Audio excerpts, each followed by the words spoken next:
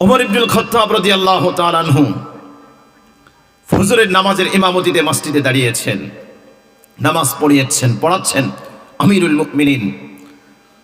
প্রথম রাকাত শেষ হয়েছে, দ্বিতীয় রাকাতে সূরা ফাতিহা পড়েছেন। কোন কোন ইতিহাসের কিতাবের মধ্যে পাওয়া যায় ইয়াকা না'বুদু ওয়া ইয়াকা নাস্তাঈন এই পর্যন্ত কেবলমাত্র গিয়েছেন।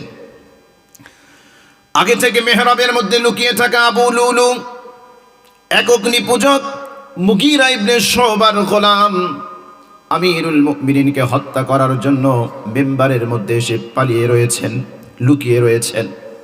এই আবু লুলু সে ছিল একজন সুতার, কর্মকার। দীর্ঘদিন যাবৎ একটা খঞ্জর বানিয়েছে, মাথায় দুপাশে ধার, 1 মাস পর্যন্ত বিশ্বের মধ্যে ভিজিয়ে রেখেছে। আমিরুল মুমিনিনকে হত্যা করবে, শহীদ করবে। আমিরুল মুমিনিন নামাজে দাঁড়িয়ে দ্বিতীয় রাকাতে ইয়াকা না'বুদু ওয়া ইয়াকা নাস্তাঈন পড়েছে।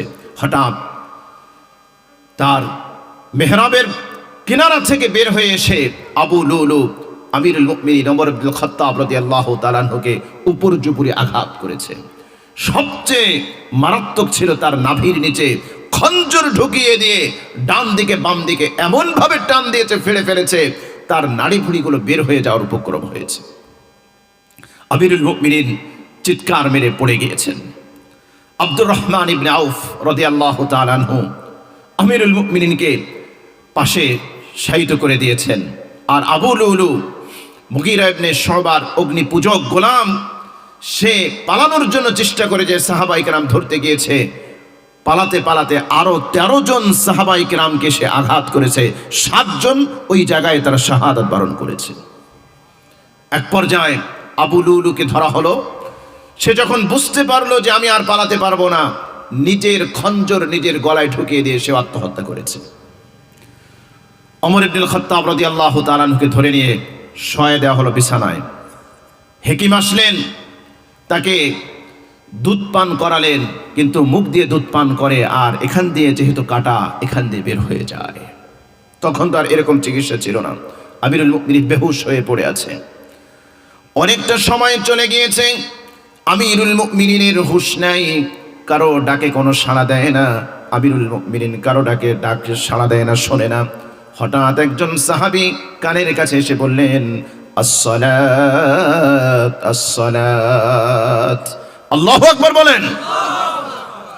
আসসালাত আসসালাত বলার সাথে সাথে আমিরুল মুমিনিন ওমর ইবনুল খাত্তাব রাদিয়াল্লাহু তাআলা আনহু চোখ খুলেই তিনি সাড়া দিলেন, নামাজের সময় হয়েছে। আল্লাহু আকবার, আল্লাহু আকবার। জ্ঞান ফিরে এসেছে নামাজের কথা শুনে। সিরাতের কিতাবের মধ্যে পাওয়া যায়, জ্ঞান ফিরেই জিজ্ঞেস করলেন, তোমরা কি নামাজ শেষ করেছো? সাহাবায়ে কেরাম বললেন, আমিরুল মুমিনিন, হ্যাঁ আমরা নামাজ শেষ করেছি। আমিরুল মুমিনিন বললেন, তোমরা উত্তম কাজ করেছো, কেননা যে ব্যক্তির নামাজ নাই, দ্বীনের কোনো অংশ তার নাই। বুখারী শরীফের হাদিস, সামুরা ইবনে জুনদুব রাদিয়াল্লাহু তাআলা আনহু থেকে বর্ণিত। তিনি বলেন, নবীজি সাল্লাল্লাহু আলাইহি ওয়াসাল্লাম সাহাবায়ে কেরামকে নিয়ে বসতেন। এই যে আমরা যেভাবে বসে আছি, এভাবে নবীজি সাল্লাল্লাহু আলাইহি ওয়াসাল্লাম সাহাবায়ে কেরামকে নিয়ে বসতেন। নবীজি জিজ্ঞেস করতেন, আচ্ছা তোমাদের কেউ কি কোনো স্বপ্ন দেখেছো? স্বপ্ন দেখলে বলো, আমি তার ব্যাখ্যা দিব। এভাবে প্রতিনিয়ত নবীজি সাহাবাদেরকে জিজ্ঞেস করতেন। কোন সাহাবী কোনো স্বপ্ন দেখলে নবীজি ব্যাখ্যা দিলেন। একদিন নবীজি সাল্লাল্লাহু আলাইহি ওয়াসাল্লাম নিজেই বলছেন, গত রাত্রে আমি এক অবাক করা স্বপ্ন দেখেছি। কলিজার টুকরো যুবক ভাইয়েরা, আমি আপনাকে বুখারী শরীফের হাদিস শোনাচ্ছি। নবীজি বললেন, আমি ঘুমিয়েছিলাম, ঘুমের ঘরে দেখলাম হঠাৎ 2 জন আগন্তুক আমার কাছে এসেছে। আমাকে ঘুম থেকে উঠালেন, জাগ্রত করলেন, এরপর আমাকে বললেন চলুন। আমি জিজ্ঞেস করলাম কোথায় যাব? আগন্তুক 2 জন আমাকে বললেন সামনে চলুন। নবীজি বলেন, কিছু দূর অগ্রসর যাওয়ার পরে আমরা দেখতে পেলাম একজন মানুষ কাত হয়ে শুয়ে আছে, আরেকজন মানুষ তার শিওরে একটা পাথরের খণ্ড নিয়ে দাঁড়িয়ে আছে। এমন জোরে শায়িত ব্যক্তির মাথায় আঘাত করছে, পাথরের আঘাতে তার মাথার খুঁড়িটা ভেঙে চৌচির হয়ে যাচ্ছে, পাথরটা দূরে গড়িয়ে চলে যাচ্ছে। এ ব্যক্তি আবার এই পাথরের খণ্ডটি যখন দূর থেকে কুড়িয়ে আনছে, ফিরে আসতে আসতে এই ব্যক্তির মাথা কুদরতিভাবে আবার আগের মতো হয়ে যাচ্ছে, আবার জোরে আঘাত করছে, আবার মাথার খুলিগুলো ভেঙে টুকরো কাচের মতো চতুর্দিকে ছেড়ে যাচ্ছে, পাথরটা দূরে গড়িয়ে যাচ্ছে। এ ব্যক্তি যখন পাথরটা কুড়িয়ে পূর্বের ব্যক্তির কাছে ফিরে আসছে, আসার পূর্বেই তার মাথাটা আবার আগের মতো হয়ে যাচ্ছে। নবীজি ভয়ঙ্কর দৃশ্য দেখে বললেন, সুবহানাল্লাহ, এরা কারা? কেন এদেরকে এত ভয়ঙ্কর শাস্তি দেওয়া হচ্ছে? আগন্তুক দুজন বললেন, সামনে চলুন। নবীজি সাল্লাল্লাহু আলাইহি ওয়াসাল্লাম বলেন, আমরা আরো কিছুদূর অগ্রসর হলাম। কিছুদূর যাওয়ার পরে আরো এক ভয়ঙ্কর দৃশ্য দেখলাম। দেখতে পেলাম এক ব্যক্তি চিত হয়ে শুয়ে আছে, আরেক ব্যক্তি লোহার কেচি নিয়ে তার পাশে দণ্ডায়মান দাঁড়িয়ে আছে। লোহার কেচি দিয়ে ডান পাশের গাল এখান থেকে কাটতে কাটতে কাটতে একেবারে পিছনের ঘাড় পর্যন্ত চলে যাচ্ছে, নাকের ছিদ্র থেকে কেটে কেটে পিছন পর্যন্ত চলে যাচ্ছে, চোখের কর্নার থেকে কাটতে কাটতে গর্দান পর্যন্ত চলে যাচ্ছে। ডান পাশ কাটা শেষ, এভাবে এরপরে বাম পাশ আবার একইভাবে কাটা শুরু হয়েছে, গাল থেকে, নাকের ছিদ্র থেকে, চোখের কোণা থেকে একেবারে পিছন পর্যন্ত। কি এক ভয়ঙ্কর দৃশ্য! আপনার সামনে যদি কোনো একজন জীবন্ত মানুষ, তাকে ধরে যদি আরেকজন মানুষ এভাবে কেটে ফেলে, আপনার হার্ট যদি দুর্বল হয়, আপনি সহ্য করতে পারবেন না। ডান পাশ কাটা শেষ, বাম পাশ যখন কাটছে, অটোমেটিকলি কুদরতিভাবে ডান পাশ আগের মতো হয়ে যাচ্ছে। আবার ডান পাশ কেটে যখন বাম পাশে যাচ্ছে, ডান পাশ ঠিক হয়ে যাচ্ছে, বাম পাশ কেটে যখন ডান পাশে আসছে, বাম পাশ ঠিক হয়ে যাচ্ছে।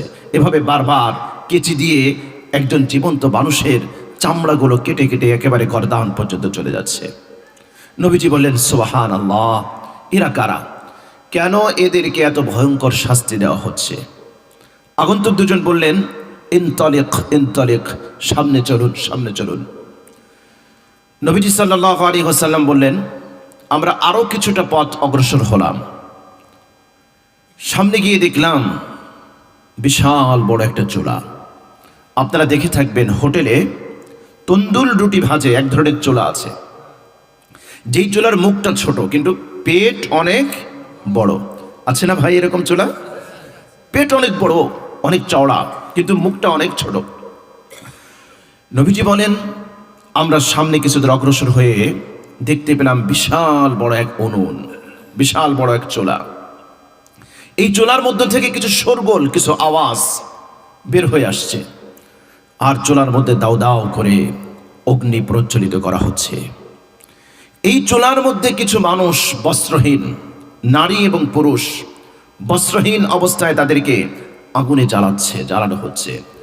আগুনের লেলিহান শিখা যখন উপরের দিকে উঠে, মনে হয় যেন এই মানুষগুলো ছোট্ট মুখ দিয়ে বাইরে বের হয়ে যাবে।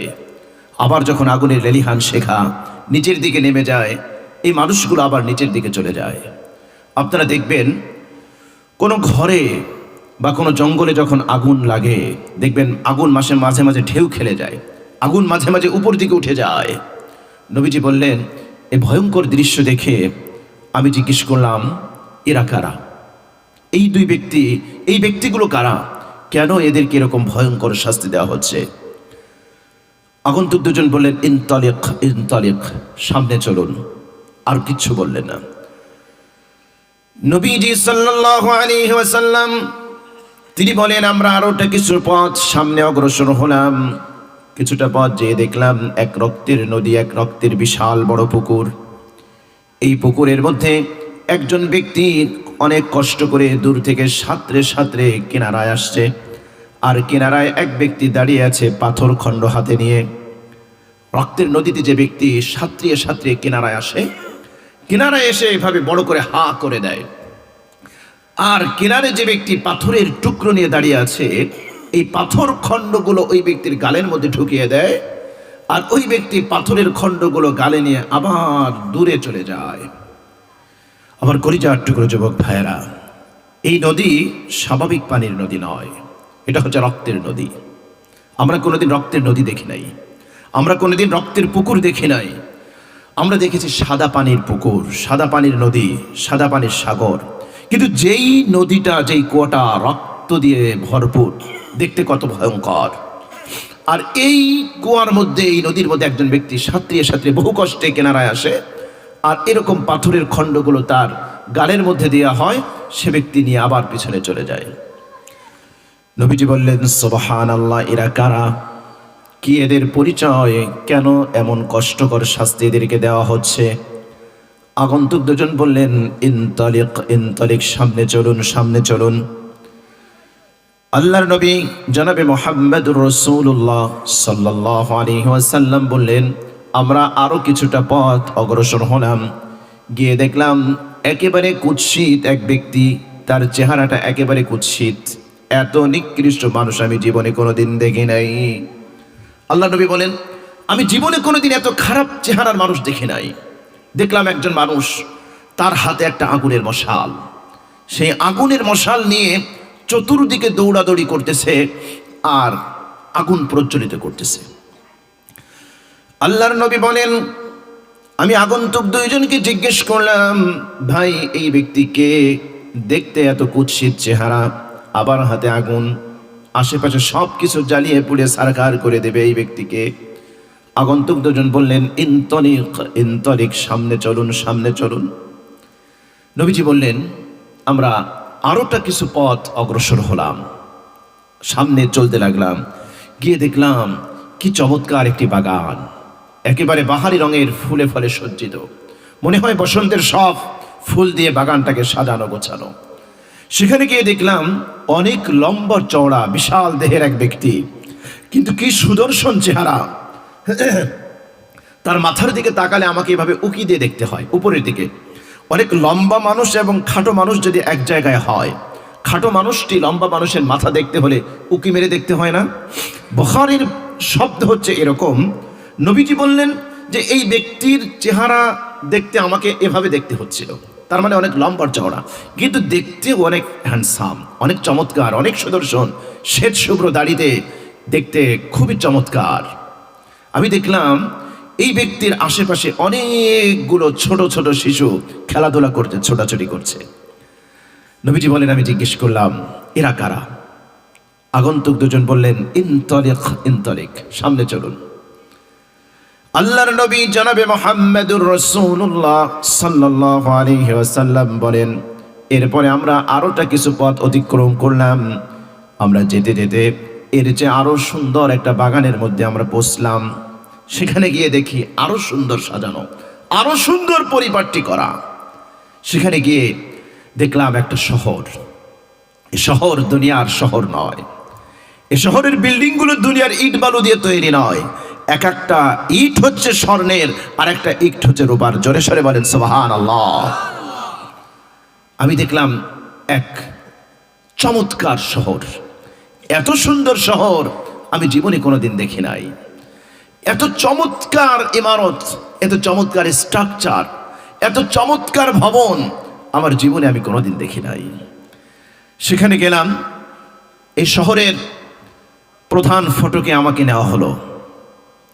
আমরা যখন প্রধান ফটকে পৌঁছলাম, এরপরে দরজায় নক করা হলো, জিজ্ঞেস করা হলো কে, আমার পরিচয় দেওয়া হলো, শহরের প্রধান ফটক খুলে দেওয়া হলো। আমরা শহরের ভিতরে প্রবেশ করলাম। যেতে যেতে আরোটা কিছু পথ সামনে অতিক্রম করলাম। গিয়ে দেখলাম এমন কিছু মানুষ, যেই মানুষের অর্ধেক অনেকটা সুন্দর আর অর্ধেক একেবারে কুৎসিত। একটা মানুষের অর্ধেক খুব সুন্দর আর অর্ধেক একেবারে কুৎসিত। দেখতে কেমন? একজন মানুষ তো আমরা দেখি সুন্দর হলে পুরো বডি 3.5 হাত বডি সুন্দর, আর অসুন্দর হলে 3.5 হাত বডি অসুন্দর। কিন্তু এই মানুষগুলো এক আশ্চর্য ধরনের মানুষ, যার অর্ধেক সুন্দর আর অর্ধেক কুৎসিত। আমরা দেখতে পেলাম আমাদের চোখের সামনেই এই মানুষগুলো একটা স্বচ্ছ পানির নহর, একটা নদী, একটা ঝর্ণা ধারা। এই মানুষগুলো সেখানে নেওয়া হলো, তারা গোসল করলেন। কি আশ্চর্য বিষয়! গোসল করার সাথে সাথে তাদের সেই অর্ধেক অসুন্দর দেহটা মুহূর্তের মধ্যে একেবারে চাঁদের মতো ফুটফুটে উজ্জ্বল হয়ে গেল। জোরে জোরে বলেন সুবহানাল্লাহ, সুবহানাল্লাহ। অবাক করা বিষয় না ভাই? বুখারীর রায়াতে এসেছে, নবীজি জিজ্ঞেস করলেন, এরা কারা? আগন্তুক দুজন বললেন, ইনতালিক, আর একটু সামনে চলুন। আল্লাহর নবী বলেন, এরপরে আমরা আরেকটু সামনে অগ্রসর হলাম। সামনে গিয়ে আমাকে বলা হলো, উপরের দিকে তাকান। নবীজি বলেন, আমি উপরের দিকে তাকালাম, দেখলাম মেঘের মতো শ্বেত শুভ্র একটি প্রাসাদ। এত সুন্দর, এত চমৎকার বাড়ি আমি জীবনে কোনোদিন দেখি নাই। অনেক সুন্দর, অনেক সুন্দর বাড়ি। আমাকে বলা হলো, এটা হলো জান্নাতে আদান। আপনারা জান্নাতের বয়ান শুনেছেন, জান্নাতু আদনিন তাজরি মিন তাহতিহাল আনহার। কোরআনের মধ্যে যেখানে আপনারা জান্নাতের বয়ান শুনবেন, দেখবেন জান্নাতু আদনিন, চিরস্থায়ী জান্নাতের একটা বয়ান এসছে। এটা হলো সেই জান্নাত। নবীজিকে বলা হলো, ওই যে আপনি শ্বেত শুভ্র একটি বাড়ি দেখলেন, ওই বাড়িটা হচ্ছে আপনার। জোরে বলেন সুবহানাল্লাহ। আপনাদের কি কষ্ট হচ্ছে? ঘুম আসতেছে? কষ্ট হলে বলবেন, আমরা মোনাজাত করে দেব। রাত অনেক হয়েছে, আমরা চাই না যে আপনারা শীতে কষ্ট পান। আল্লাহু আকবার। আল্লাহর নবী বললেন যে ওই বাড়িটা কার? আগন্তুক দুজন বললেন, ইয়া রাসূলুল্লাহ, ওই বাড়িটা হলো আপনার। একটু জোরে সরে বলেন না সুবহানাল্লাহ। নবীজি বলেন, আচ্ছা ঠিক আছে, আমাকে যেতে দাও, আমি আমার বাড়ি যেতে চাই। নবীজিকে বলা হলো, আপনি আপনার বাড়ি অবশ্যই যাবেন, অবশ্যই যাবেন, তবে এখনো যাওয়ার সময় হয় নাই। আল্লাহর নবী বললেন, আচ্ছা ঠিক আছে, বুঝলাম। এই রাতে তোমরা আমাকে অনেক আশ্চর্য জিনিস দেখিয়েছ, আমি অনেক অবাক করা জিনিস দেখেছি। এগুলোর ব্যাখ্যা তো আমি কিছুই বুঝলাম না। তোমরা শুধু বললা সামনে চলো, সামনে চলো। চলতে চলতে একেবারে জান্নাতে আদনে তোমরা নিয়ে আসলাম। এবার বলো, এগুলোর ব্যাখ্যা কি? ব্যাখ্যা কি জানবেন আপনারা? শুনবেন? ঘুমালে বলা যাবে না। যদি কেউ ঘুমান তাহলে আলোচনা শেষ, আমরা মোনাজাত দিয়ে দেব। আজকে যে মাহফিল এখানে হচ্ছে, কোরআনের আলোচনা হচ্ছে, হাদিসের আলোচনা হচ্ছে, আগামীকাল কি ভাই এই সুযোগ হবে? এই সুযোগ হবে? হতে পারে। প্রিয় ভাইরা, এই যে আজকে আমরা এখানে কনকনে শীত উপেক্ষা করে একত্রিত হয়েছে, কিয়ামতের দিবসে হতে পারে কোনো একজন মানুষের ইখলাসের বদৌলতে আল্লাহ পাক আমাদের সবাইকে মাফ করে দিতে পারেন। পারেন কি পারেন না ভাই? কিয়ামতের দিবসে বান্দাকে মাফ করার জন্য আল্লাহ ওসিলা খুঁজবেন, ওসিলা খুঁজবেন। আরে ভাই, একজন ব্যভিচারিণী মহিলাকে আল্লাহ রাব্বুল আলামিন একটা কুকুরকে পানি পান করানোর জন্য আল্লাহ পাক মাফ করে দিয়েছেন। বান্দাকে মাফ করার জন্য আল্লাহ ওসিলা খুঁজবেন, বাহানা করবেন, দেখে আমার বান্দাকে মাফ করা যায় কিনা। হতে পারে আজকের এই মাহফিলে আমরা সমবেত হয়েছি, আল্লাহর কাছে যদি কোনো একজন মুখলিস বান্দা কবুল হয়ে যায়, আমরা আশাবাদ ব্যক্ত করি যে আল্লাহ রাব্বুল আলামিন আমাদেরকে তার ওসিলায় মাফ করে দিবেন ইনশাআল্লাহ। বলেন ইনশাআল্লাহ। নবীজি বললেন, তুমি ব্যাখ্যা বলো।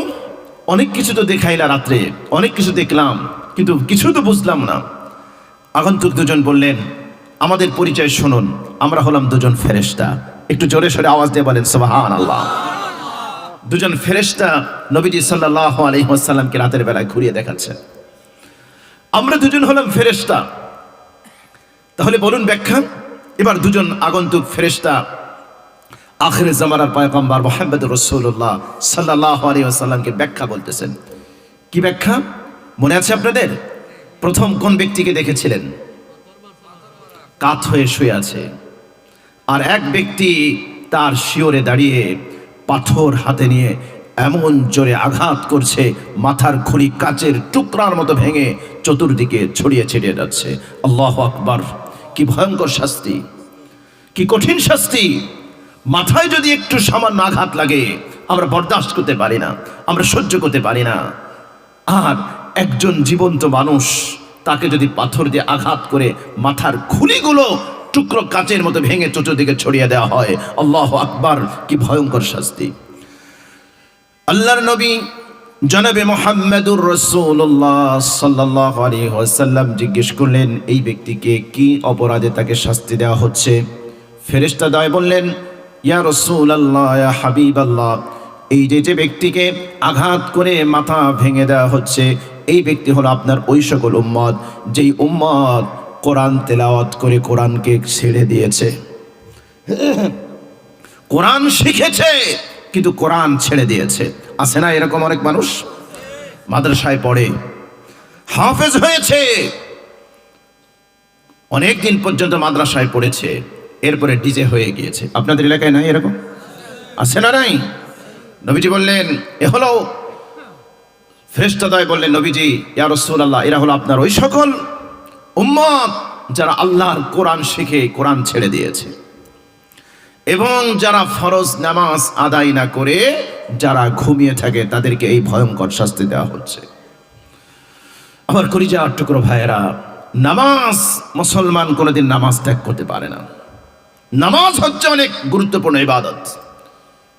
পৃথিবীতে যত বিধান আল্লাহ পাক পাঠিয়েছেন, দিয়েছেন, সমস্ত বিধান আল্লাহ রাব্বুল আলামিন জিবরিল মারফত এই পৃথিবীতে পাঠিয়েছেন, কিন্তু নামাজের বিধানটা এরকম নয়।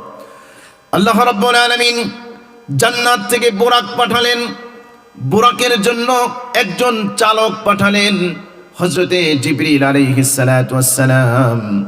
আল্লাহ রাসূলকে বুরাকে আরোহণ করানো হলো। এরপরে মসজিদে হারাম থেকে মসজিদে আকসা, সেখান থেকে প্রথম আসমান, দ্বিতীয় আসমান, তৃতীয়, চতুর্থ, পঞ্চম, সপ্তম, ষষ্ঠ, সপ্তম আসমান ভেদ করে সিদরাতুল মুনতাহা অতিক্রম করে আরশে আজিমে নিয়ে দিদারে ইলাহির মাধ্যমে আল্লাহ পাক নামাজের বিধান দিয়েছেন। নামাজের গুরুত্ব আছে না নাই? আছে না নাই? আজকে মুসলমানের সন্তানেরা নামাজ পড়ে না। 50 বছর হয়ে গিয়েছে, 60 বছর হয়েছে, বহু বেনামাজি আমাদের সমাজে আছে না নাই? ফজরে আজান হয় আর ঘুমিয়ে থাকে। মসজিদে মনে হয় এক কাতার, 1.5 কাতার, 2 কাতার, বহু কষ্টে হয়। ঠিক না ভাই? মুসলমান নামাজ ছাড়তে পারে না। হে আমার ভাইয়েরা, যে কোনো মুহূর্তে আমাদের মৃত্যু আসতে পারে কি পারে না? মালাকুল মউত আসতে পারে কি পারে না?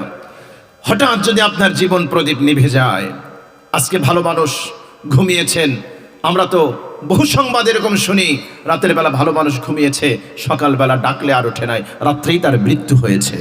এরকম দৃষ্টান্ত, এক্সাম্পল আছে না নাই? হ্যান্ডসাম নওজোয়ান, টকবকে খুনধারী নওজোয়ান রাস্তায় বের হয়েছে, অ্যাক্সিডেন্ট করে মারা গিয়েছে। শয়তানের ধোকায় যেন আমরা না পড়ি ভাই, ধোকায় যেন না পড়ি। ঈমানের পরে সবচেয়ে গুরুত্বপূর্ণ ইবাদত হচ্ছে নামাজ। বুখারী শরীফের হাদিসের মধ্যে নবীজি বলেছেন, বুনিয়াল ইসলামু আলা খামস, শাহাদাতি আল্লা ইলাহা ইল্লাল্লাহ ওয়া ইকামিস সালাহ। নবীজি বললেন ইসলামের ভিত্তি রাখা হয়েছে 5টি জিনিসের উপরে। এর মধ্যে 1 নম্বর হচ্ছে ঈমান, ঈমানের পরেই হচ্ছে নামাজের স্থান। আল্লাহু আকবার। নামাজ হচ্ছে এমন একটা বিধান, এই বিধান ধনী গরিব, শহুরে গ্রাম্য প্রত্যেকের জন্য এই বিধান আছে। কিছু কিছু বিধান আছে স্পেশাল কিছু মানুষের জন্য। যাকাত শুধুমাত্র ধনীদের জন্য, গরিবের উপরে যাকাত ফরজ, গরিবকে যাকাত দিতে হয় না, শুধুমাত্র ধনীদেরকে যাকাত দিতে হয়। হজ শুধুমাত্র ধনীদের উপরে ফরজ, গরিবের উপর হজ ফরজ না। কিন্তু প্রিয় ভাই, নামাজ ধনীর উপরেও ফরজ, গরিবের উপরেও ফরজ, শহুরে মানুষের উপরেও ফরজ, গ্রাম্য মানুষের উপরেও ফরজ, কালা মানুষের উপরেও ফরজ, সাদা মানুষের উপরেও ফরজ। নামাজের কি গুরুত্ব আখিরে জামানার পয়গম্বর দিয়েছেন। হাদিসের মধ্যে এসছে, তিরমিজির হাদিস, আলী ইবনে আবি তালেব রাদিয়াল্লাহু তাআলা আনহু থেকে বর্ণিত। তিনি বলেন, কানা আখিরু কালামিন নবী সাল্লাল্লাহু আলাইহি ওয়াসাল্লাম আস-সালাত আস-সালাত ওয়া মা মালাকাত আইমানুকুম। আল্লাহর নবী দুনিয়া থেকে চলে যাচ্ছেন বিদায় নিয়ে, অসুস্থ হয়ে গেলেন, মসজিদে যেতে পারেন না। একদিন 2 জন সাহাবীর কাঁধের উপরে ভর করে মসজিদে গিয়েছেন, নামাজ পড়েছেন, বসে বসে দাঁড়াতে পারেন নাই। ওই দিন নামাজ পড়ে ফিরে এসেছেন। আবার যখন নামাজে রক্ত হয়েছে, আল্লাহ রাসূল উঠার জন্য চেষ্টা করছেন, উঠতে পারেন না। বসার চেষ্টা করেছেন, বসতে পারেন না। আল্লাহ রাসূল বলেন, আয়েশা রে, ঘরের পর্দাটা একটু সরায়া দাও, আমি একটু মসজিদে নববীর দৃশ্য দেখতে চাই। আল্লাহ রাসূল দেখলেন আবু বকরের নেতৃত্বে নামাজ হচ্ছে। আল্লাহ রাসূলের চোখ দিয়ে অশ্রু গড়িয়ে গড়িয়ে পড়তেছে।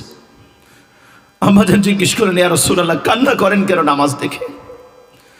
নবীজি বলেন, আয়েশা, এই নামাজ প্রতিষ্ঠার জন্য আমি আমার মাতৃভূমি ত্যাগ করেছি। উহুদের ময়দানে দান শহীদ হয়েছে। আজকে কত চমৎকার ভাবে আবার সাহাবায়ে কেরাম নামাজ পড়তেছে। শেষ শব্দ নবীজি বিদায় নিয়ে চলে যাচ্ছেন, তখনও উম্মাহকে বলে গিয়েছেন আসসালাত আসসালাত, ও আমার উম্মত, নামাজ নামাজ নামাজ। নামাজের কি গুরুত্ব আখির জামানার পয়গম্বর দিয়েছেন। ওমর ইবনুল খাত্তাব রাদিয়াল্লাহু তাআলা আনহু ফজরের নামাজের ইমামতিতে মসজিদে দাঁড়িয়েছেন, নামাজ পড়াচ্ছেন আমিরুল মুমিনিন। প্রথম রাকাত শেষ হয়েছে, দ্বিতীয় রাকাতে সূরা ফাতিহা পড়েছেন। কোন কোন ইতিহাসের কিতাবের মধ্যে পাওয়া যায় ইয়াকা না'বুদু ওয়া ইয়াকা নাস্তাঈন এই পর্যন্ত কেবলমাত্র গিয়েছেন।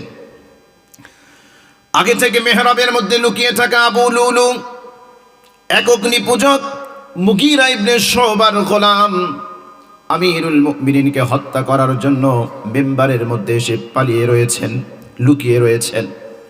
এই আবু লুলু সে ছিল একজন সুতার, কর্মকার। দীর্ঘদিন যাবৎ একটা খঞ্জর বানিয়েছে, দুই মাথা দুপাশে ধার, 1 মাস পর্যন্ত বিশ্বের মধ্যে ভিজিয়ে রেখেছে।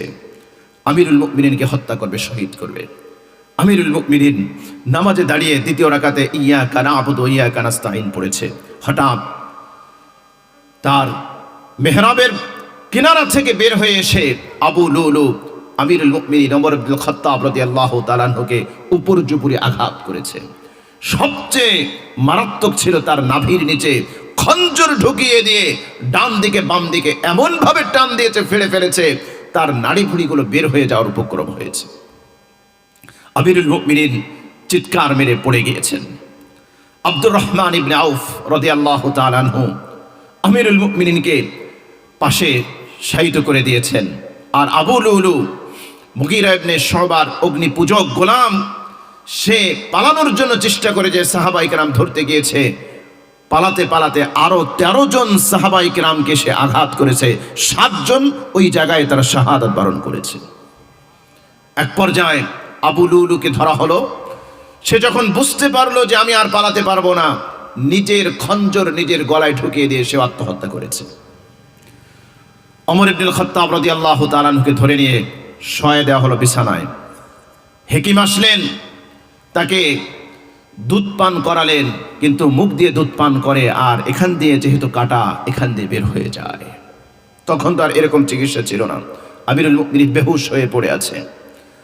অনেকটা সময় চলে গিয়েছে, আমিরুল মুমিনিনের হুঁশ নাই, কারো ডাকে কোনো সাড়া দেয় না। আমিরুল মুমিনিন কারো ডাকে সাড়া দেয় না, শোনে না।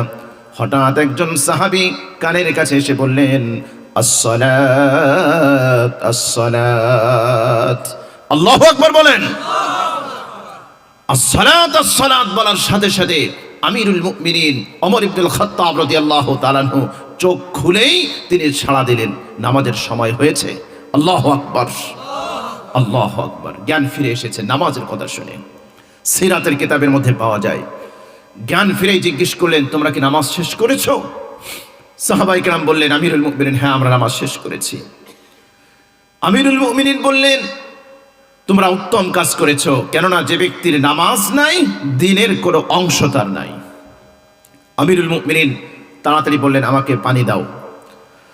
ওমর ইবনুল খাত্তাব রাদিয়াল্লাহু তাআলা আনহুর ছেলে আব্দুল্লাহ ইবনে ওমর রাদিয়াল্লাহু তাআলা আনহু, তিনি ভাবলেন মনে হয় বাবা পানি পান করবেন।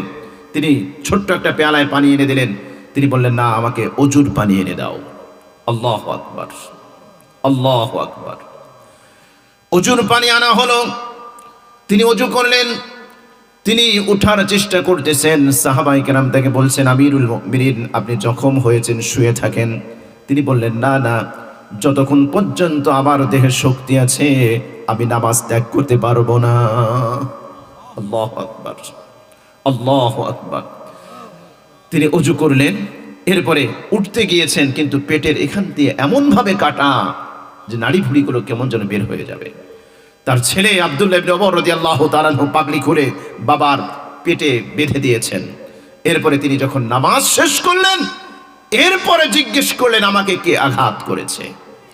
একটু জোরে সরে বলেন না আল্লাহু আকবার, আল্লাহু আকবার। কেমন অবস্থা! আমি আমার নওজোয়ান, আমার কলিজার টুকরো যুবক ভাইদেরকে বলবো, হে আমার কলিজার টুকরো যুবক ভাই, তুমি মুসলিম, তুমি একজন মোমেন, তুমি ইহুদি খ্রিস্টান নও, তুমি নামাজ ছাড়তে পারো না, তুমি নামাজ ছাড়তে পারো না ভাই, তুমি নামাজ ত্যাগ করতে পারো না। নবীজি বলেছেন বাইনাল কুফরি ওয়াল ঈমানি তারকুস সালাত, ঈমান এবং কুফরের মধ্যে পার্থক্য হলো নামাজ ছেড়ে দেওয়া। কাফের নামাজ পড়ে না, মুমিন নামাজ পড়ে। মুসলমান নামাজ ছাড়তে পারে না, নামাজ ছাড়তে পারে না। ওমর ইবনুল খাত্তাব রাদিয়াল্লাহু তাআলা আনহু নামাজ শেষ করে জিজ্ঞেস করলেন, কে আমাকে আঘাত করেছে? ওমর রাদিয়াল্লাহু তাআলা আনহুকে জানানো হলো মুগীরা ইবনে শুবা রাদিয়াল্লাহু তাআলা আনহু তার গোলাম আবু লুলু আপনাকে আঘাত করেছে। ওমর রাদিয়াল্লাহু তাআলা আনহু বললেন আলহামদুলিল্লাহ। একটু মহব্বতের সাথে বলেন আলহামদুলিল্লাহ। তাকে জিজ্ঞেস করা হলো, কেন আপনি আলহামদুলিল্লাহ বললেন? ওমর ইবনুল খাত্তাব রাদিয়াল্লাহু তাআলা আনহু তিনি বলেন, আমাকে এমন একজন আঘাত করেছে যে জীবনে কোনোদিন আল্লাহর প্রতি ঈমান আনে নাই, জীবনে কোনোদিন নামাজ পড়ে নাই, জীবনে কোনোদিন সিজদা দেয় নাই, আমাকে অমুসলিম হত্যা করেছে। আমার হত্যাকে কেন্দ্র করে মুসলমানদের মধ্যে কোনো বিবাদ হবে না, এজন্য আমি আল্লাহর শুকরিয়া আদায় করেছি। সুবহানাল্লাহ, সুবহানাল্লাহ। ওমর ইবনুল খাত্তাব রাদিয়াল্লাহু তাআলা আনহু তার আঘাতের কথা মদিনায় ছড়িয়ে গিয়েছে। মহিলারা পর্যন্ত কান্না করে করে বলেছে, হায় আজকে আমিরুল মুমিনিন যদি আঘাত প্রাপ্ত না হয়ে আমার কলিজার টুকরো শহীদ হয়ে যেত, এত কষ্ট আমাদের লাগতো না। আমি যেটা বোঝাতে চাচ্ছি ভাই, জীবনের এরকম মুহূর্তেও তারা নামাজ ছাড়ে নাই, তারা নামাজ ছাড়ে নাই। হে আমার কলিজার টুকরো ভাইয়েরা, তুমি দাবি করো মুসলিম, তুমি দাবি করো মুমিন, তুমি দাবি করো ঈমানদার। আরে আমি তো বলি, তোমার যেই ঈমান তোমাকে মসজিদে ঢোকাতে পারে না, যেই ঈমান এত পাওয়ারলেস, যেই ঈমান এত দুর্বল যে তোমাকে ঘুম থেকে জাগাতে পারে না। প্রত্যেকদিন মুয়াজ্জিনের কণ্ঠে ধ্বনিত হয় আস-সালাতু খায়রুম মিনান নাওম, ওঠো ওঠো, ঘুম থেকে নামাজ উত্তম। পর্দার আড়ালের আমার দিনে বোনেরা, আপনারা হৃদয়ের কান দিয়ে শুনুন, আপনার হাতে তো তেমন কাজ থাকে না, কিন্তু আপনি হেলায় হেলায় নামাজ পড়েন না, নামাজ পড়েন না।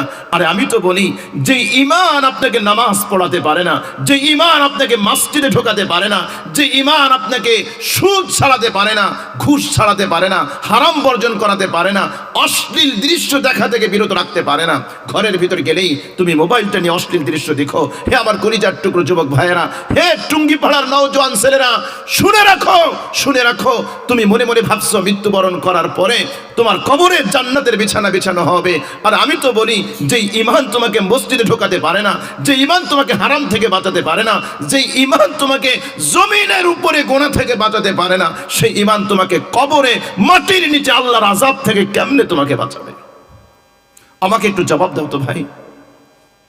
50টা বছর জীবন থেকে চলে গিয়েছে, 60 বছর জীবন থেকে চলে গিয়েছে, 60 বছর 70 বছর হয়েছে, এখনো 5 ওয়াক্ত নামাজ পড়ে না, এখনো 5 ওয়াক্ত নামাজ পড়ে না।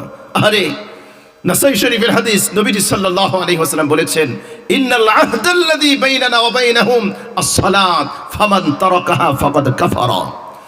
আল্লাহর নবী বলেন, ইহুদি এবং খ্রিস্টান এবং আমাদের মধ্যে পার্থক্য হলো নামাজ। নামাজ, যে ব্যক্তি নামাজ তরক করলো সে কুফরি করলো। আরে রসুলের যুগে, রসুলের যুগে, রসুলের যুগে মুনাফিকরা পর্যন্ত নামাজ পড়ত। মুনাফিক আল্লাহ বিশ্বাস করে না, পরকালে বিশ্বাস করে না, এরকম মানুষও নামাজ পড়তো। আর আজকের যুগে আমরা মুসলিম দাবি করি, আমরা নামাজ পড়ি না। এজন্য তো কোরআনের মধ্যে মুনাফিকের নামাজের বৈশিষ্ট্য আল্লাহ পাক তুলে ধরেছেন। وَإِذَا قَامُوا إِلَى الصَّلَاةِ قَامُوا كُسَالَى يُرَاءُونَ النَّاسَ وَلَا يَذْكُرُونَ اللَّهَ إِلَّا قَلِيلًا। মুনাফিকের নামাজের 3টা বৈশিষ্ট্য। কয়টা বৈশিষ্ট্য? 3টা বৈশিষ্ট্য মুনাফিকের নামাজ। 1 নম্বর হলো, যখন নামাজ পড়ে অলসতার সাথে নামাজ পড়ে। আমাদের কিছু ভাই নামাজ পড়ে ঠিকই, সময় মতো পড়ে না, একেবারে ওক্ত যাবে যাবে অবস্থা, তখন নামাজে দাঁড়ায়। আছে না নাই? আছে, আছে। অনেক মা বোন আছে যারা নামাজ ওরকম কোনো কাজ নাই হাতে, এই তো পড়তেছি পড়তেছি পড়তেছি, একেবারে সূর্য ডুবে ডুবে যাবে তখন কি আসরে নামাজে দাঁড়ায়, ফজরের সূর্য উঠবে উঠবে এরকম সময় নামাজে দাঁড়ায়। এটা মুনাফিকের নামাজের বৈশিষ্ট্য, মুমিনের নামাজের বৈশিষ্ট্য এরকম নয়। 2 নম্বর বৈশিষ্ট্য হচ্ছে ইউরাউনান নাস, মানুষকে দেখানোর জন্য পড়ে। মুনাফিক তো আল্লাহ বিশ্বাস করে না, পরকালে বিশ্বাস করে না, এজন্য সে নামাজ পড়ে মানুষকে দেখানোর জন্য। 3 নম্বর হচ্ছে ওয়ালা ইয়াযকুরুনাল্লাহা ইল্লা কালিলা, সে জিকির খুব অল্প করে, জিকির খুব অল্প করে, অর্থাৎ একেবারে সারা বছর কুল হুয়াল্লাহ আর ইন্না আতাইনাই বরাদ্দ, আর কোন সূরা পড়ে না। আছে না এরকম মুসল্লি? কথা কয় না, আছে না নাই? শুধু কুল হুয়াল্লাহ ইন্না আতাইনা এই 2 সূরা পাইছে, বাস এই 2 সূরা দিয়ে সারা বছর চালায় দেয়। আমি বলি ভাই, আরো যে 10টা 20টা সূরা আপনার মুখস্থ আছে, সারা জীবন শুধু ইন্না আতাইনা আর কুল হুয়াল্লাহ পড়েন, কিয়ামতের দিবসে যদি আলাম তারা লি এলাকায়, তারপর আরো আয়াতুল্লাহ, এগুলো যদি আপনার বিরুদ্ধে আল্লাহর কাছে মামলা দেয় যে আল্লাহ আমাদের পড়ে নাই কেন, কি জবাব দিবেন? খবরদার, এটা করা যাবে না। অনেক মুসল্লি তো আছে, ইমাম সাহেব আত্তাহিয়াতু দুরূদ শরীফ যদি একটু স্লো পড়ে পিছন থেকে কাজ দেয়, তার মানে তাড়াতাড়ি শেষ করেন। আছে না এরকম মুসল্লি? সিজদায় গিয়ে তাসবিহ 5 বার 7 বার পড়লেই বাইরে গিয়ে বড় বড় চোখে তাকায়। খবরদার, এটা করবেন না, আপনার নামাজ নষ্ট হয়ে যাবে। এটা মুনাফিকের নামাজের বৈশিষ্ট্য। এই বৈশিষ্ট্য বর্জন করবো তো ইনশাআল্লাহ? এই বৈশিষ্ট্য মুনাফিকের, এটা আমাদের নামাজ না। নামাজ যদি ছেড়ে দেয় তাহলে তার জন্য ভয়ঙ্কর শাস্তি আল্লাহ রাসূল নিজ চোখে দেখে এসেছেন, যে পাথর দিয়ে মাথা ভেঙে চৌচির করে দেওয়া হচ্ছে। আল্লাহু আকবার বলেন, আল্লাহু আকবার। কোরআন আমাদেরকে জানিয়ে দিচ্ছে, মা সালাকাকুম ফি সাকার, তাদেরকে জিজ্ঞেস করা হলো কি ব্যাপার, কোন অপরাধের কারণে জাহান্নামে এসেছো, কোন পাপের কারণে এসেছো? 1 নাম্বার জবাব তারা দিবে, লাম নাকু মিনাল মুসাল্লিন, আমরা মুসল্লি ছিলাম না, আমরা নামাজ পড়ি নাই, এজন্য জাহান্নামে এসেছি। তাহলে জাহান্নামে যাওয়ার প্রথম অপরাধ হচ্ছে নামাজ না পড়া, নামাজ না পড়া। কোরআন আমাদেরকে বলছে, ফাখালাফা মিন বা'দিহিম খালফুন আদাউস সালাতা ওয়াত্তাবাউশ শাহাওয়াত ফাসাউফা ইয়ালকাউনা গায়্যা। এরপরে এমন কিছু মানুষের আবির্ভাব হবে যারা কুপ্রবৃত্তির অনুসরণ করবে, নামাজ নষ্ট করে দিবে।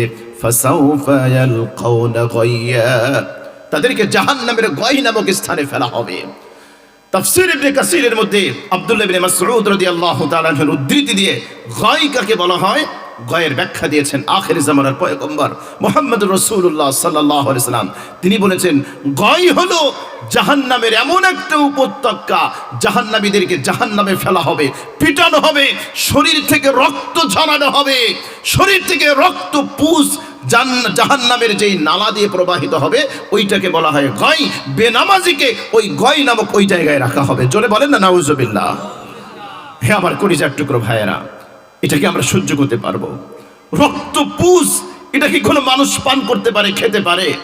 জাহান্নামীরা এই জায়গায় তারা এইখান থেকে পালাবে দুর্গন্ধের কারণে, অথচ বেনামাজিদের ওই জায়গায় রাখা হবে।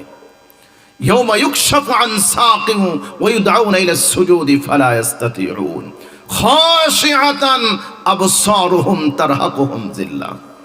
কিয়ামতের দিবসে যখন আল্লাহ রাব্বুল আলামিন তার পায়ের গোছা উন্মোচিত করবেন, তখন প্রত্যেক মানুষ তার রবকে দেখে সিজদায় লুটিয়ে পড়বে, আর কিছু মানুষ তারা সিজদা দিতে পারবে না, ঠায় দাঁড়িয়ে থাকবে। আহ কি লজ্জা!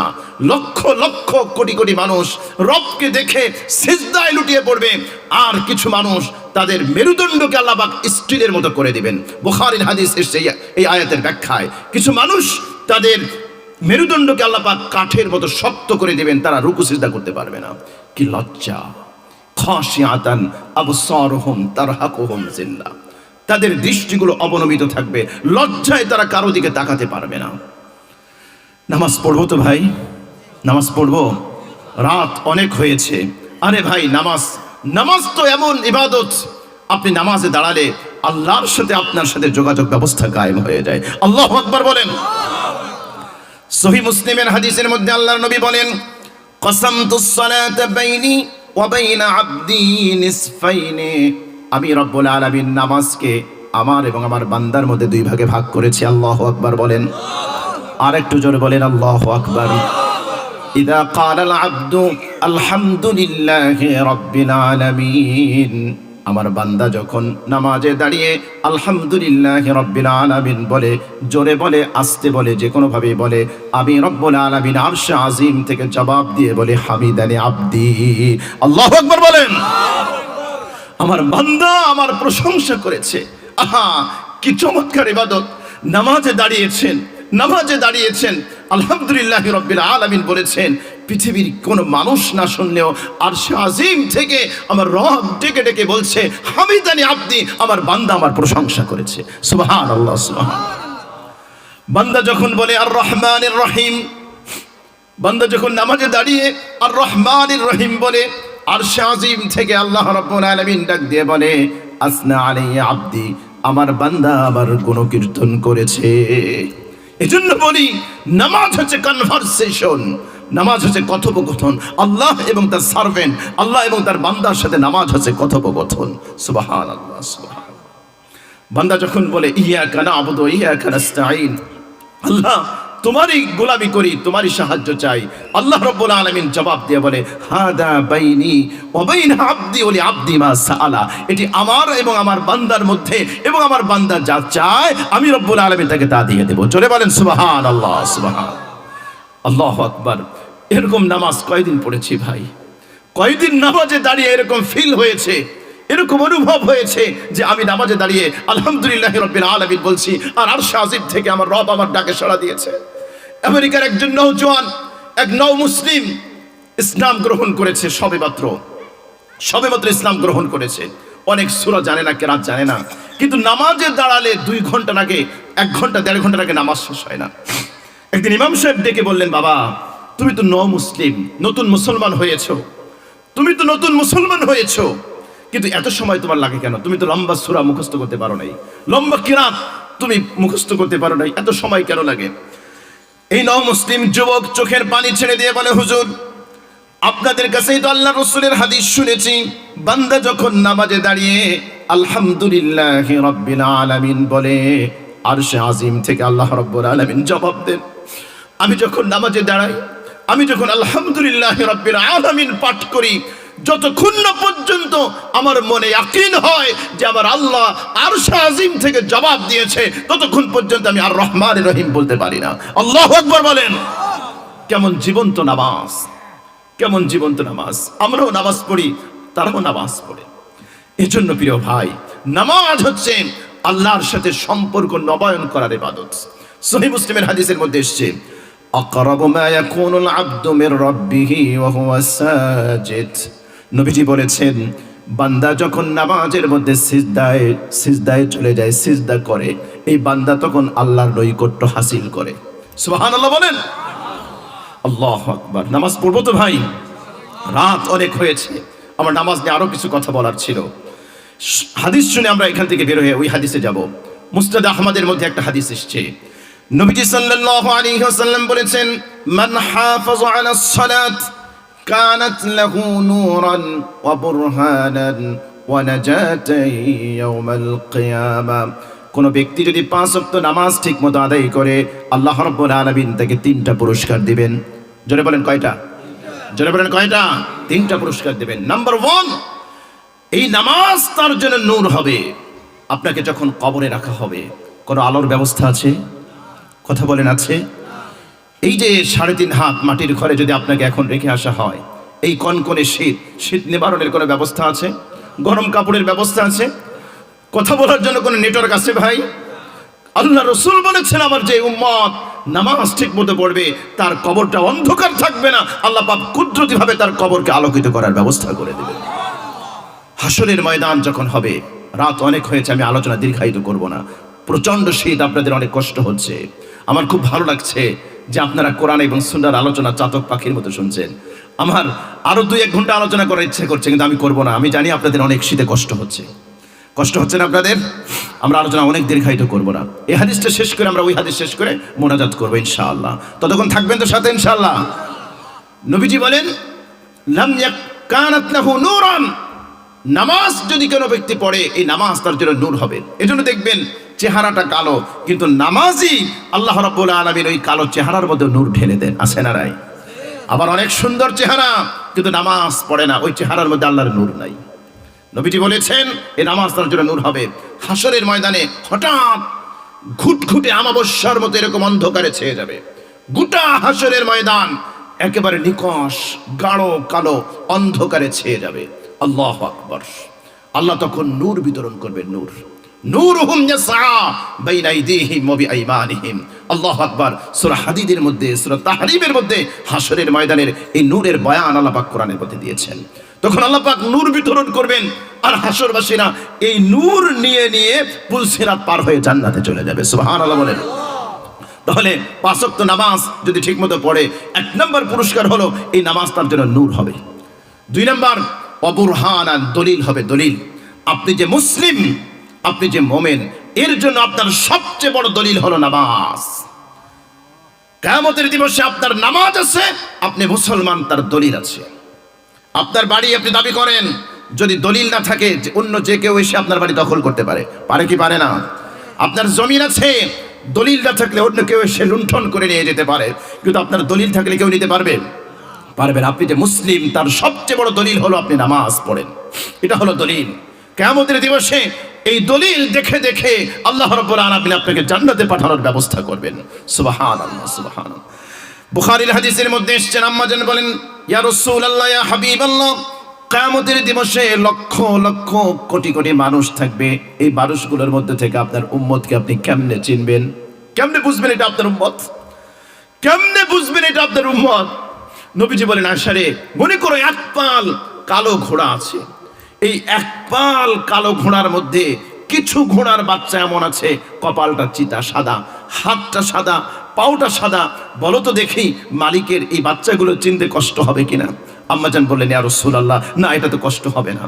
রাসূল বললেন, কিয়ামতের দিবসে লক্ষ লক্ষ কোটি কোটি মানুষ থাকবে ঠিকই, সমস্ত মানুষের মধ্যে আমার উম্মত 5 ওয়াক্ত নামাজ পড়ার আগে যে ওযু করবে, এই ওযুর কারণে তার চেহারাগুলো, তার হাতগুলো, তার পাগুলো নূরের মতো ঝলমল করতে থাকবে। আমি রাসূল দেখে বুঝবে এটা আমার উম্মত। আমি ধরে ধরে তাদেরকে জান্নাতে পৌঁছানোর ব্যবস্থা করব। আল্লাহু আকবার। হে আমার কলিজার টুকরো ভাই, তুমি নামাজ না পড়লে রাসূল তোমাকে কেমনে চিনবে? বলো, কেমনে চিনবে? তোমার পরিচয়টা কেমনে হবে? ওয়া নাজাত ইয়াউমাল কিয়ামা। এই নামাজ তোমার জন্য কিয়ামতের দিবসে নাজাতের ব্যবস্থা করবে। তোমার নামাজ নাই, তোমার নাজাতের কোনো গ্যারান্টি নাই। তাহলে নামাজ পড়ে পুরস্কার কয়টা? 3টা। ওমান লাম ইউহাফিজ আলাইহা, আর যে ব্যক্তি 5 ওয়াক্ত নামাজ ঠিকমতো আদায় করবে না, লাম ইয়াকুন লাহু নূরুন ওয়ালা বুরহানুন ওয়ালা নাজাতুন ইয়াউমাল কিয়ামা, ওই ব্যক্তির কোনো নূর নাই, ওই ব্যক্তির কোনো দলিল নাই, ওই ব্যক্তির নাজাতের কোনো গ্যারান্টি নাই, কোনো গ্যারান্টি নাই। আরো ভয়ঙ্কর কথা নবীজি বলেছেন, ওয়া হুশিরা ইয়াউমাল কিয়ামাতি মা ফিরআউন ওয়া হামান ওয়া কারুন ওয়া উবাই ইবনে খালফ। যারা বেনামাজি তাদের হাসর হবে ফিরআউনের সাথে। আপনি কি চান আপনার হাসর ফিরআউনের সাথে হোক? কথা বলেন, চান? নবীজি বলেন, ও হামান, ফিরআউনের মন্ত্রী, হামানের সাথে তার হাসর হবে। ও কারুন, কারুনের সাথে তার হাসর হবে, যে কারুনকে আল্লাহ রাব্বুল আলামিন জমিনের মধ্যে ধসিয়ে দিয়েছেন, তার সাথে হাসরের ব্যবস্থা হবে। ও উবাই ইবনে খালফ, রাসূলের কট্টর শত্রু, মক্কার পত্তলিক, তার সাথে হাসরের ব্যবস্থা হবে। এখন বলেন, কে কে চান কিয়ামতের দিবসে তার হাসরের ব্যবস্থা হোক ফিরআউনের সাথে, হামানের সাথে, কারুনের সাথে, উবাই ইবনে খালফের সাথে? কারা কারা চান? হাত উঁচু করেন। আমরা কি কেউ চাই? জোরে বলেন, কেউ চাই? আমার কলিজার টুকরো যুবক ভাইদেরকে বলবো, আমার পর্দার আড়ালের বোনদেরকে বলবো, যদি আপনি মনে করেন আপনার হাসর ফিরআউনের সাথে হোক, হামানের সাথে হোক, কারুনের সাথে হোক, উবাই ইবনে খালফের সাথে হোক, আপনি এটা চান, আমি আপনাকে একবারও বলবো না নামাজ পড়তে। আর যদি চান যে না, আমার হাসর হবে আখির জামানার পয়গম্বর মুহাম্মদুর রাসূলুল্লাহ সাল্লাল্লাহু আলাইহি ওয়াসাল্লামের সাথে, সাহাবায়ে কেরামের সাথে, তাহলে নামাজ পড়ার দরকার আছে না নাই? জোরে বলেন, আছে না নাই? তাহলে আজকে থেকে 5 ওয়াক্ত নামাজ ঠিকমতো পড়বো। কারা কারা রাজি? একটু হাত উঁচু করে আল্লাহকে দেখাই। লিল্লাহে তাকবীর, লিল্লাহে তাকবীর, লিল্লাহে তাকবীর। হাত নামান। আল্লাহ যেন আমাদের সবাইকে কবুল করেন, বলেন আমিন। তাহলে রাসূল সাল্লাল্লাহু আলাইহি ওয়াসাল্লাম যেই ব্যক্তিকে দেখলেন পাথর দিয়ে আঘাত করে মাথাটাকে থেতলে দেওয়া হচ্ছে, তার অপরাধ কয়টা? 2টা। অপরাধ কয়টা? অস্ত্র খালি শুনলে হবে না, কিছু তো নিয়ে যেতে হবে। রাসূল যাকে দেখলেন পাথর দিয়ে আঘাত করে মাথা ভেঙে চৌচির করে দেওয়া হচ্ছে, অপরাধ কয়টা? 1 নম্বর হচ্ছে কোরআন ছেড়ে দিয়েছে, 2 নম্বর হলো ফরজ নামাজ আদায় করে না। এরপরে আল্লাহ রাসূল সাল্লাল্লাহু আলাইহি ওয়াসাল্লাম দেখলেন এক ব্যক্তির চোয়ালটা কেচি দিয়ে কেটে কেটে পিছনে নেওয়া হচ্ছে, নাকের ছিদ্র কেটে কেটে গর্দান পর্যন্ত নেওয়া হচ্ছে, চোখের কিনারা কেটে কেটে পিছন পর্যন্ত নেওয়া হচ্ছে। আল্লাহ রাসূল জিজ্ঞেস করলেন, সুবহানাল্লাহ, কেন এরকম ভয়ঙ্কর শাস্তি দেওয়া হচ্ছে এই ব্যক্তিকে? জবাব দেওয়া হলো, ফেরেশতাদ্বয় জবাব দিলেন, ইয়া রাসূলুল্লাহ, এরা হলো আপনার ওই সকল গুনাহগার উম্মত যারা সকালে ঘুম থেকে উঠে মানুষের মাঝে মিথ্যা কথা বলতো, যারা চগলখড়ি করত, এই মানুষের কাছে গিয়ে এক কথা বলে, ওই মানুষের কাছে গিয়ে আরেক কথা বলে, মানুষের শত্রুতা লাগায়, মানুষে বিবাদ লাগায়, ঝগড়া লাগায়। আমাদের সমাজে এরকম মানুষ আছে না নাই? আছে। খবরদার সাবধান হয়ে যান। এখন থেকে এই মুহূর্তে থেকে তওবা করুন যে এই অপরাধী হলে আমরা আর এটা করব না। আল্লাহ রাসূল নিজে স্বচক্ষে এটা দেখে এসেছেন শব্দের মাধ্যমে। বুখারীর হাদিস আমি আপনাকে শোনাচ্ছি, কোনো বানোয়াট গল্প শোনাচ্ছি না। 3 নম্বর, চলতে চলতে নবীজি দেখলেন কিছু মানুষকে বিশাল বড় উনুনের মধ্যে, চুলার মধ্যে বস্ত্রহীন করে তাদেরকে আগুনে প্রজ্বলিত করা হচ্ছে। আল্লাহর নবী জিজ্ঞেস করলেন ফেরেশতাদ্বয়কে, এরা কারা? কেন এদেরকে এরকম ভয়ঙ্কর শাস্তি দেওয়া হচ্ছে?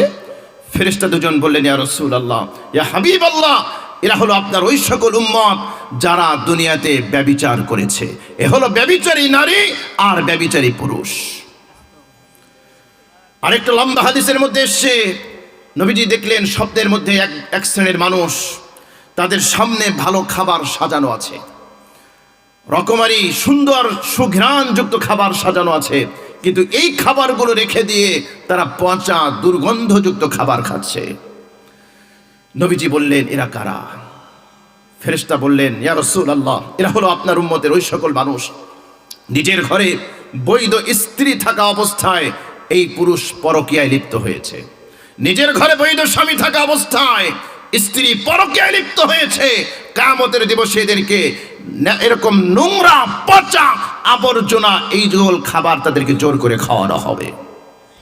হাদিসের মধ্যে এসছে, নবীজি দেখলেন কিছু মানুষের শরীর থেকে, বাথরুম টয়লেট থেকে যেরকম পচা দুর্গন্ধ ছড়ায়, এরকম দুর্গন্ধ বের হচ্ছে। নবীজি জিজ্ঞেস করলেন, এরা কারা? নবীজিকে বলা হলো, এরা হলো ব্যভিচারিণী নারী এবং পুরুষ। সমাজে ব্যভিচার আছে না নাই? অশ্লীলতা আছে না নাই? আমি আমার কলিজার টুকরো যুবক ভাইদেরকে বলবো, অশ্লীলতাকে না বলো, অশ্লীলতাকে না বলো। হে আমার কলিজার টুকরো যুবক ছেলেরা, বুখারীর হাদিসের মধ্যে এসেছে, নবীজি বলেছেন, মাইয়াদমান লি মা বাইনা লিহইহি ওয়া মা বাইনা রিদলাইহি আদমান লাহুল জান্নাহ।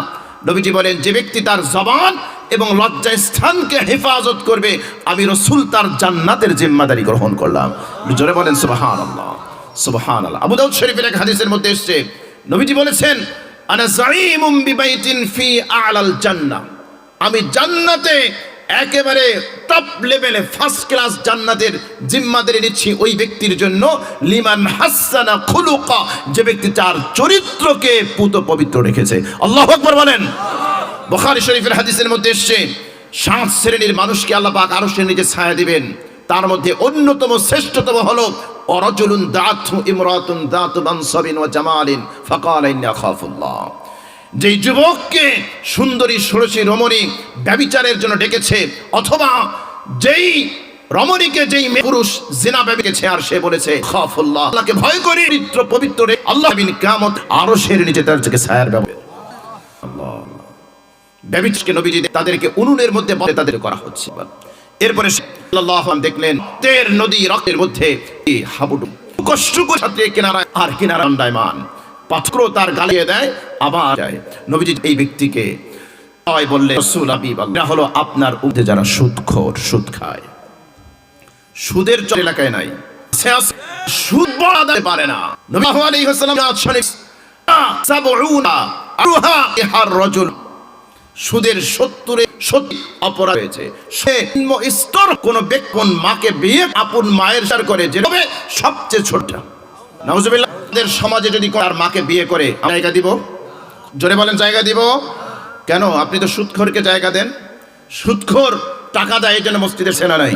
বলেন আছে, সুদে টাকা দেয় বড় সভাপতি, আর এই পর্যন্ত সবে ওদেরকে ভয় করবে, তখন সমাজ হবে না। মানে স্পষ্ট বললাম, তাফআলু ফারবিম মিনাসুরি, কারবার থেকে সে বিরত, সেজন্য আল্লাহ এবং রাসূলের সাথে যুদ্ধের জন্য প্রস্তুতি গ্রহণ করে। মেরাজের রজনীতে নবীজি সাল্লাল্লাহু আলাইহি ওয়াসাল্লাম দেখলেন কিছু মানুষ তাদের পেট দেখলেন কাল বুয়ুত, বড় বড় ঘরের মতো এরকম পেট। এই পেটের মধ্যে সাপগুলো কিলবিল করতেছে, ছোটাছুটি করতেছে। আল্লাহু আকবার, কি ভয়ঙ্কর দৃশ্য! বাইরে থেকে দেখা যাচ্ছে সাপগুলো ছোটাছুটি করতেছে। নবীজি জিজ্ঞেস করলেন, এরা কারা? নবীজিকে জবাব দেওয়া হলো, এরা হলো আপনার উম্মতের সুদখোর। নাউজুবিল্লাহ বলবেন না ভাই? এজন্য আমি অনুরোধ করব প্রিয় ভাই, সুদী কারবারের সাথে যদি কেউ জড়িত থাকেন অবশ্যই আপনি তওবা করেন, এই মুহূর্তে থেকে তওবা করেন।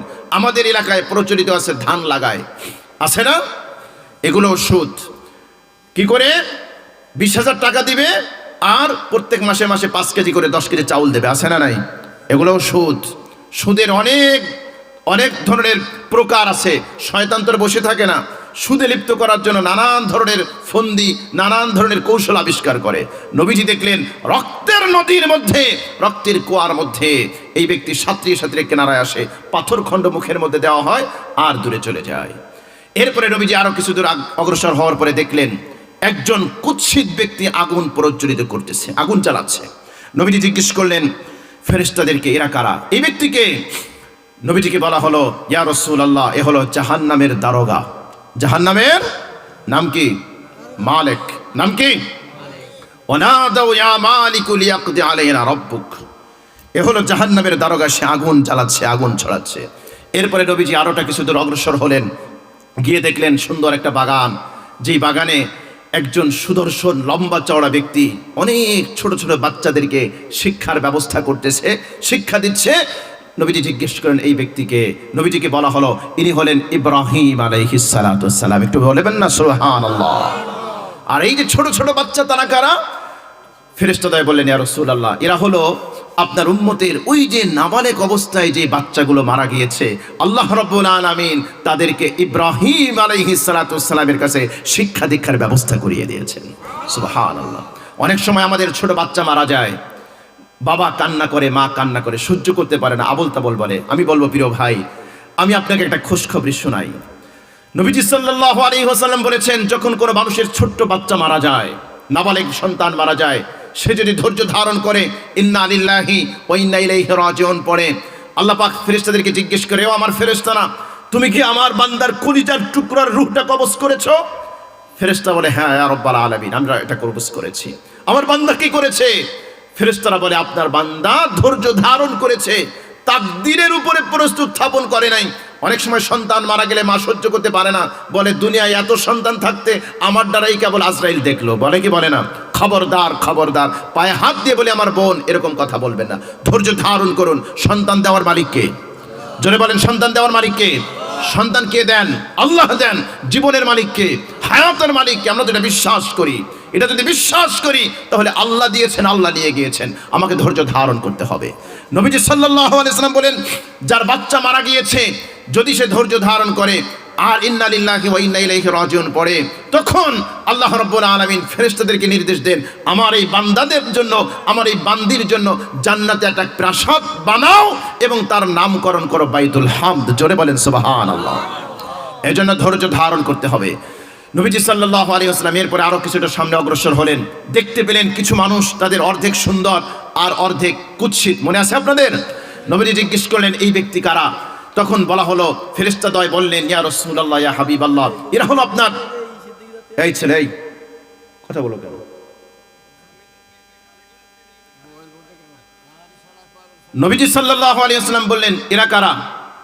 নবীজিকে বলা হলো, ইয়া রাসূলুল্লাহ, এরা হলো আপনার ওই সকল উম্মত যাদের নেকি এবং বর্দি সমান সমান, অর্ধেক অর্ধেক হয়েছে।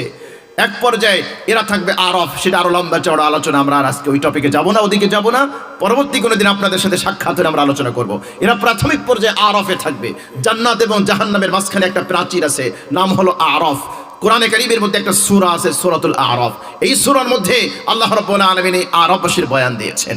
এক পর্যায়ে আল্লাহ রাব্বুল আলামিন তাদেরকে মাফ করে দিবেন, তাদেরকে নাহরুল হায়াত, জান্নাতের সামনে প্রবাহমান একটা নদী আছে, ওই নদীতে গোসল করাইয়া জান্নাতের পোশাক পরাইয়া তাদেরকে জান্নাতে পাঠানো হবে। সুবহানাল্লাহ, সুবহানাল্লাহ। এই হলো মোটামুটি রাসূলের লম্বা বুখারীর হাদিসের ব্যাখ্যা। তাহলে যেই অপরাধের কারণে আল্লাহ রাসূল নিজে চোখে শাস্তি দেখে এসেছেন, এই অপরাধ থেকে আমরা বিরত থাকবো তো ইনশাআল্লাহ? নামাজ 5 ওয়াক্ত পড়বো তো ইনশাআল্লাহ? কোরআন পড়বো তো ইনশাআল্লাহ, চগলখড়ি বন্ধ করবো তো ইনশাআল্লাহ, সুদ বর্জন করবো তো, বলেন সুদ ছাড়বো তো ইনশাআল্লাহ, সুদের সাথে লিপ্ত হব না ইনশাআল্লাহ, জিনা ব্যভিচারের ধারে কাছেও যাব না। তাহলে আশা করা যায় ইনশাআল্লাহ কিয়ামতের দিবসে আল্লাহ আমাদেরকে মাফ করবেন। আল্লাহর কাছে দোয়া করি আল্লাহ রাব্বুল আলামিন কথাগুলোর উপরে আমাকে আপনাকে প্রত্যেককে আমল করার তৌফিক দান করেন, আমিন। ওয়া আখিরু দাওয়ানা আলহামদুলিল্লাহি রাব্বিল আলামিন। আসসালামু আলাইকুম ওয়া রাহমাতুল্লাহি ওয়া বারাকাতুহু।